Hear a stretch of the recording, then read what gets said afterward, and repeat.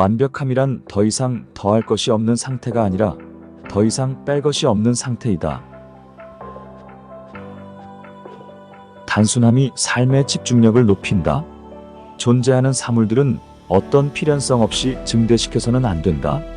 적은 것으로 행할 수 있는 일을 많은 것으로 행하는 것은 부질없는 일이다.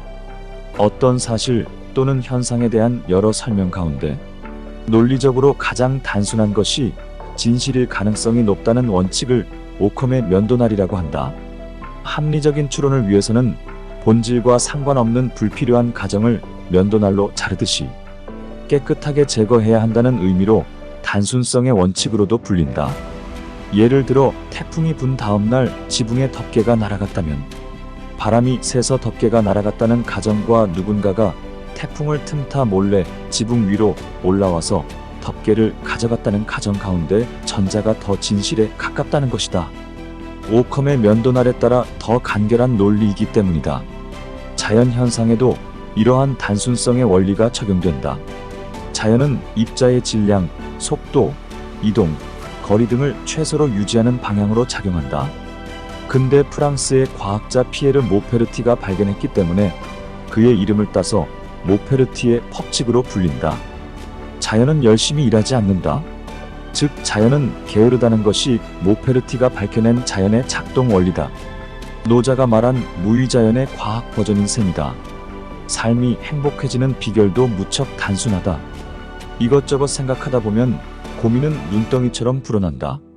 하지만 단순하게 생각하면 세상은 한없이 단순해지고 고민거리도 줄어든다. 무엇을 할까 결정하는 기술보다 무엇을 하지 않을까를 결정하는 기술이 행복에 더 필요한 요소다. 많은 것을 하려는 생각을 버리고 중요한 것 한 가지에 집중하면 삶이 행복해진다. 심리학자 윌리엄 제임스도 현명해지는 기술은 무엇을 무시해도 되는지를 아는 기술이라고 말했다. 단순하게 사는 것의 가장 큰 장점은 집중이다.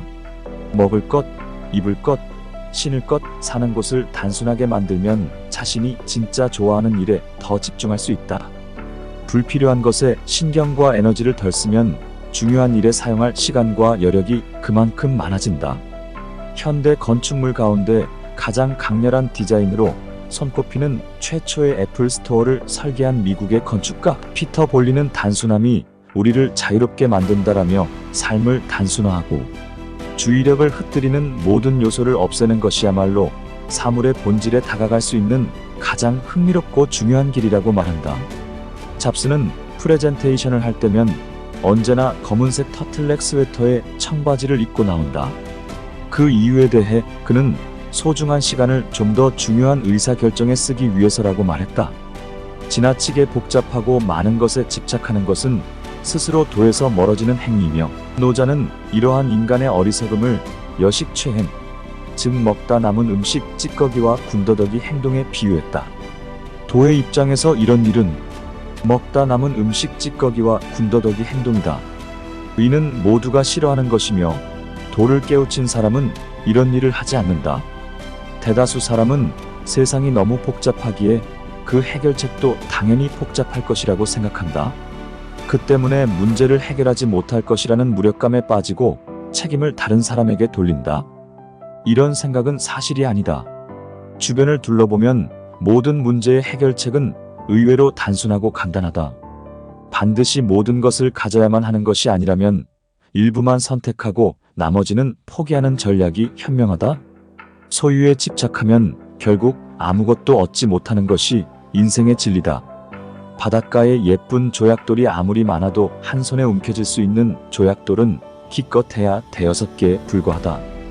혹여 트럭을 가져와 한가득 조약돌을 싣는다 해도 그것이 더 많은 만족감을 가져다 주지는 않는다.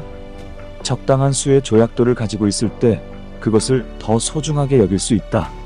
생텍 쥐페리의 어린 왕자에 나오는 장미꽃처럼 정원에 피어있는 5,000송이의 장미꽃보다 너의 장미꽃 한 송이가 더 소중한 것은 그 꽃을 위해 내가 공들인 시간 때문이야.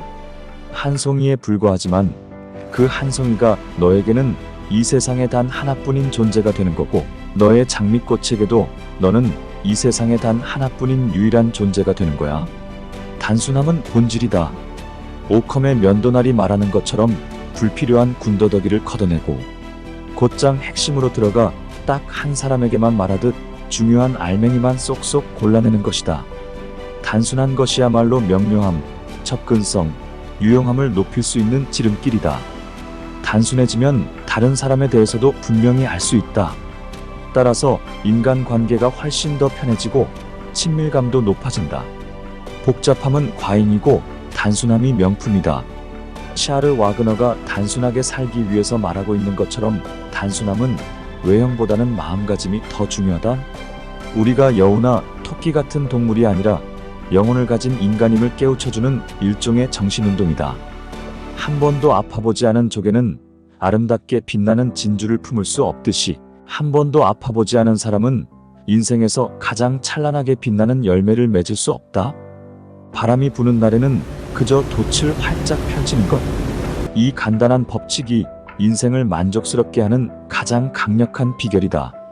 조금 있다가 저 바람이 강해져서 태풍으로 변하면 출항하지 않는 것이 더 나을 텐데 그렇게 되면 후회하지 않을까라는 생각으로 일을 미루다 보면 눈앞의 기회를 영영 놓칠 수 있다.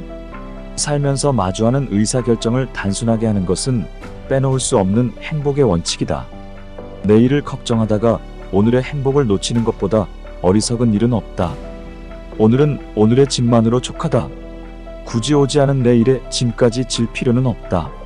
미래의 청사진을 멋지게 짜는 것보다는 오늘 하루를 멋지게 사는 것이 훨씬 더 좋은 삶이다.